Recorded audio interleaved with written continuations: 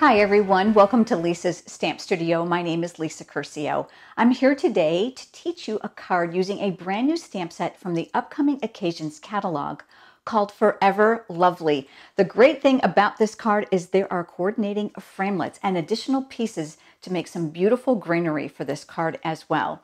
If you're here visiting from YouTube, you'll be able to find a link down in the description of this video below, which will navigate you over to the pictures and cutting dimensions that I've used. So let's head over to the stamp table and let's get started on today's project. Here's a good close-up of the card we're going to be creating today. I'm not sure you can see it or not, but do you see that adorable clear heart? It's an epoxy shape, and we're going to add that to the card today as well. I'm starting with the base of crumb cake cardstock. I'm going to go ahead and fold that in half. I'll be using my bone folder for that nice crisp edge. I'm using a small piece of designer series paper. This is from the brand new pack in the occasions catalog called All My Love.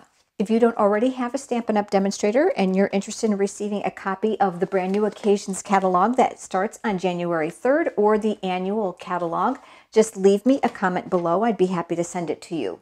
This is a great project to use up your scraps. So I'm just going to flip that over, and you can see, like most of the Stampin' Up! Designer Series paper, it is double-sided, so that gives you lots of options.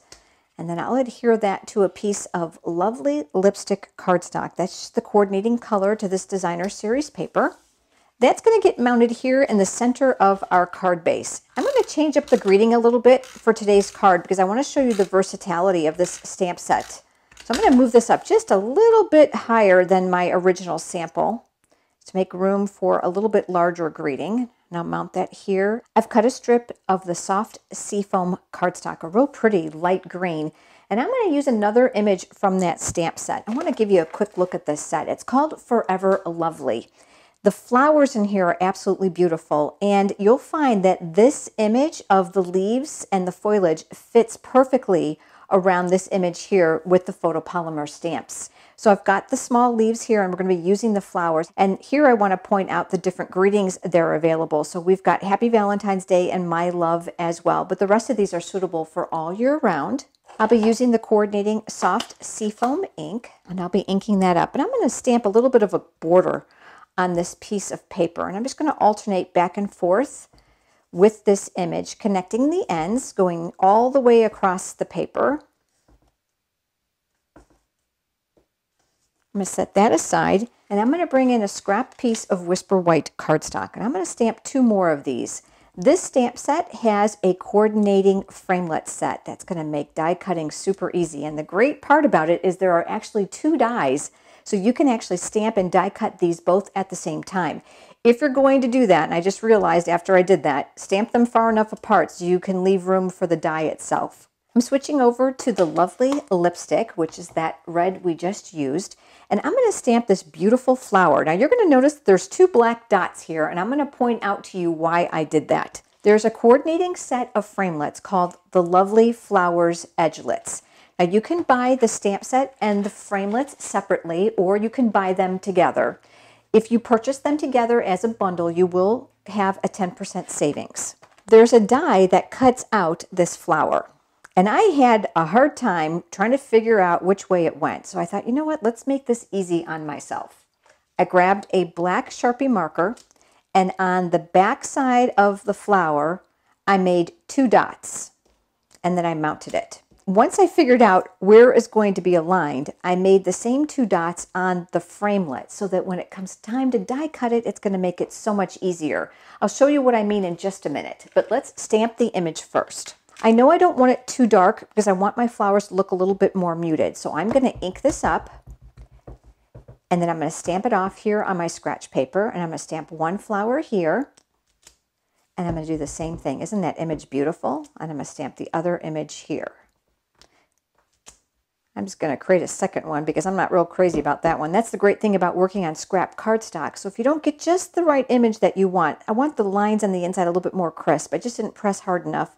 So I've just re-inked it and done the exact same thing one more time. I've got my Big Shot here with the magnetic platform. I'm a big fan of using this when I'm using those metal dies. It'll help hold them in place. I'm going to put a clear cutting mat on the bottom to protect it. And here's that piece of paper that we just stamped. Now I'm going to call your attention back to this image. Remember that I had my 2 dots here. So here's that framelit I showed you just a few minutes ago with the dots. Now it can only go one of two ways, right? So it's either going to fit this way or we're going to turn it and fit it this way. This made my life so much easier. If you choose to do this to your image as well, just keep in mind that your dots should either be up and down or side to side, which makes it a lot easier for you to be able to place the framelit. Another clear cutting mat over the top to protect that. And there is only one framelit for that rose, so we'll have to pass that through twice. So we've got one. I'll slide that all the way through. And here's that second flower that I liked better. So I'm going to go ahead and line that up. I'll place another clear mat over the top just like we did before, and this will be the second flower. Now we talked about these green sprigs a few minutes ago, and part of the die set, I mentioned to you that there were two that were the same. So I'm going to put one here, and I'm going to put another here. So I can actually die cut these both at the same time. If your framelit is slipping like this, that's typically because there's a little bit of warpness to your cutting mats. And here's a great way to remedy that. I use a small Post-it note. Now I know some people like to use washi tape, but I'm a little partial to my washi tape. I don't want to waste it on my dies, so I'm just going to use a Post-it note for these.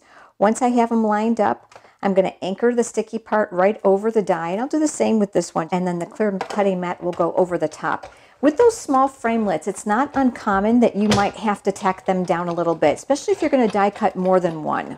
On my original card, I did some extra die cutting because there's some pieces in the framelits that are actually not part of the stamps, which I absolutely love. Talk about being able to get more bang for your buck. One of them was a small open weave fern, so I'm going to put that here. And then I also had these flowers. So I'm working on the same scrap piece of paper, and I'm going to cover that up again, and we'll crank those through. While we've got the big shot out, we're able to do all the work at once. I've brought in my silicone craft sheets so we can bring in our pieces. It'll be easier for you to see them. Now when you do the die cutting, you might have to just poke out those little negatives. One of the flowers, this is the same flower that was on that duo die. And then this was the one with the open fern. And it is rather small, so I'm going to come in with my paper piercing tool. Of course, if you have the Big Shot die brush, you can go ahead and loosen that up with this as well. I'm going to slide these up off to the corner just a little bit so we have a little room for our card. Before I get too far ahead of myself, I want to stamp the greeting. Since I'm changing that up, I want to make sure that I compensate for a larger size image. So I'm going to use my Memento ink, and I've mounted the words, "You are loved." So I'll go ahead and ink those up, and I'm going to stamp those right here underneath the greeting. Here's a tip for you about these mixed font stamps. If you're looking to make them straight, look at the text that's actually more like a typewriter, that's easy to see which one is actually straight, because typically these script ones are a little bit more on an angle. My next step will be to take the strip of soft seafoam, I'm going to make a little room on here, and using my silicone craft sheet, which I absolutely love in my stamp studio, it'll help keep adhesive off my work surface so I don't have to fight that sticky spot. Adhesive and glue will not stick to this, it simply rubs right off. So I'm going to add adhesive down my strip. And I'm going to take this strip and I'm going to adhere this across the card base. I'm going to move this up just a little bit. I'm going to leave a little bit of designer paper showing.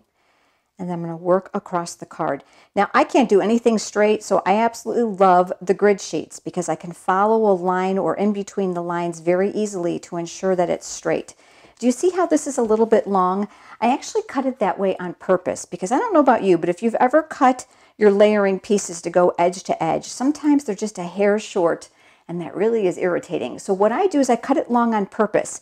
And then what I'm going to do is I'm going to open this up and I'm going to turn this. And with my scissors, I'm going to use the inside of this card base as a guide to cut away the excess. So look at that. I have absolutely a perfect end on this edge. What I'm going to do now is I'm going to go ahead and I'm going to add my flowers. So I like to place them first and position them how I want them to look. So I want to make sure I don't cover up my words. And now grab my dimensionals, and I'm going to add my dimensionals here and here because you're going to see how this is going to overlap. Because I want to make sure my elevation is not completely different, because then the one on the bottom won't lay right.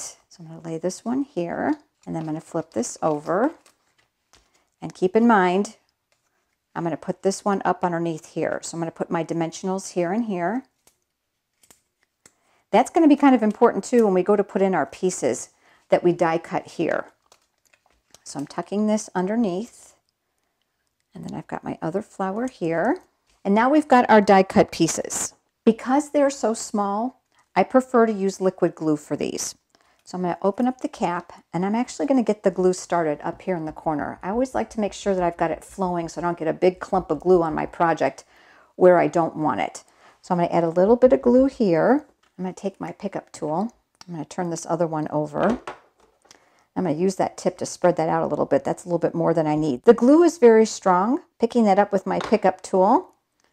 And I've got my first sprig, so I'm going to go ahead and tack that here. And then I'm going to come up underneath this one. And I'm going to do the exact same thing with this. And this one I'm going to tuck over here to the side. So I've got a little bit of cascading. And keep in mind, you can add as much or as little as you want to this.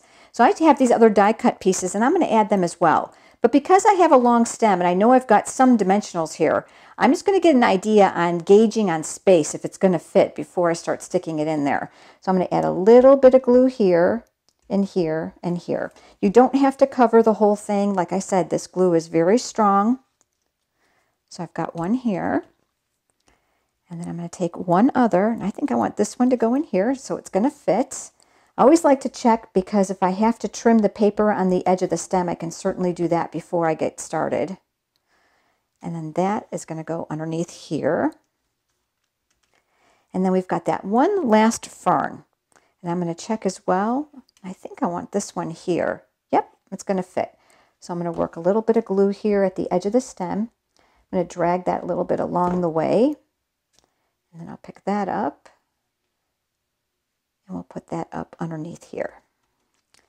And I'm going to use my piercing tool on this end to help get underneath that flower, and I'll tack that in place. The last step is going to be these heart epoxy droplets. So they're small, medium, and large sizes. They're probably going to be a little bit difficult to see in the video, but these are so pretty. Keep in mind, if you add them over colored cardstock or designer series paper, it's going to pick up a little bit of that pattern simply because they are clear. You can also color these with your Stampin' Blends, and they will become permanent. So I'm going to go ahead and use one of the medium shapes, and I've got my pickup tool here. There's already glue on the back, which makes it really easy. And this time, because I have some space, I'll add it right here above the word loved. But there we go. We have our card. Isn't that simple and really pretty? You can use other greetings as well and change up the card for get well or sympathy. Here's the one I created before you joined me. You see I have the Happy Valentine's Day here, and I used a little bit smaller heart on this one because my greeting is smaller. If you're interested in those catalogs, I'd be happy to include a copy of Stampin' Up's sale brochure as well. The products in this book are absolutely free with every $50 purchase between January 3rd and March 31st. It's their largest sale of the year. And for those of you with a large wish list, there are also $100 option free items as well. Thanks so much for joining me, everyone. I look forward to seeing you next time. Have a great day.